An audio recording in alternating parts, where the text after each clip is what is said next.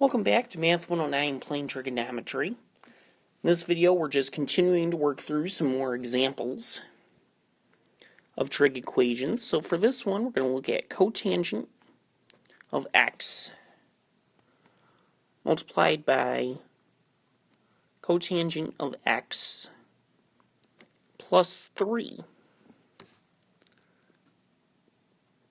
is equal to 1. So we don't have the ability to use the zero factor property here because we're not multiplying this to 0. So instead what we're going to need to do is go ahead and multiply out that left-hand side.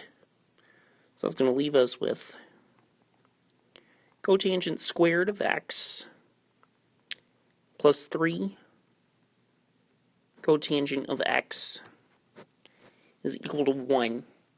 I'm going to go ahead and subtract 1 from both sides.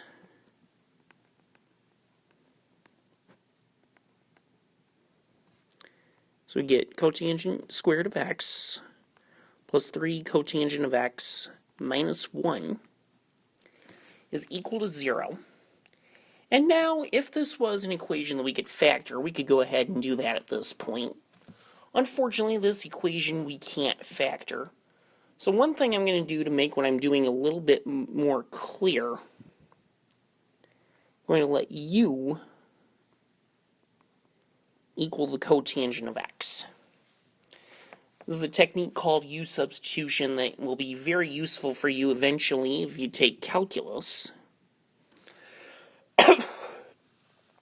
So making that substitution, the equation becomes u squared plus 3u minus 1 is equal to 0. So it's very clear that we have a quadratic equation that we're working with now, so we can use the quadratic formula. So we get that u is equal to negative 3 plus or minus the square root of 3 squared minus 4 times 1 times negative 1 over 2 times 1. And then some algebraic simplification, we put it into the calculator to get a decimal approximation. We get that u is equal to 0.3028, or u is equal to negative 3.3028. So now, we'll go ahead and replace u with what we decided to make u. So cotangent of x is equal to 0.3028, or cotangent of x is equal to negative 3.3028.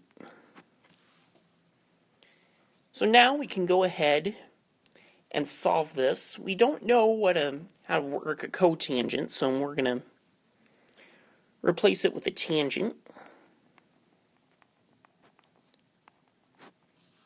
So just reciprocal function, we take the reciprocal of that 0.3028. It turns out, if I punch that into my calculator, that is 3.3028. And then we do the same thing with the other one. And it turns out that that reciprocal is negative 0.3028.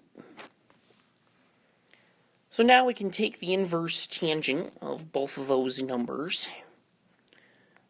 So from this one, just punching it in the calculator, I get x is approximately 73.1550 degrees.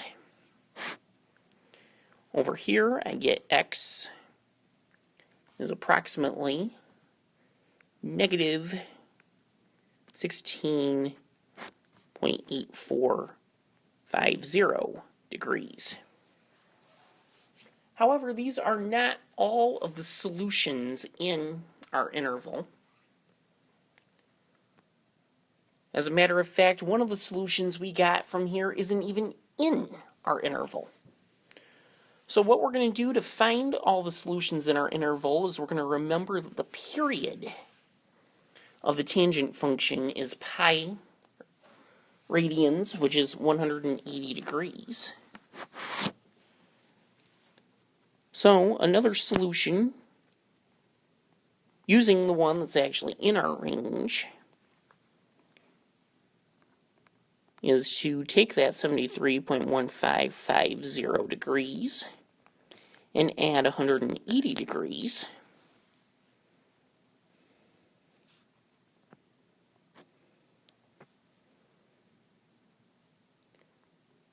Which, rounded off, is 253.1550 degrees. So, that's a solution.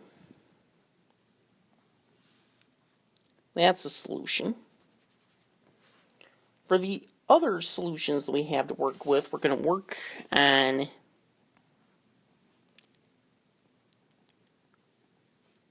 x is approximately equal to negative 16.8450 degrees.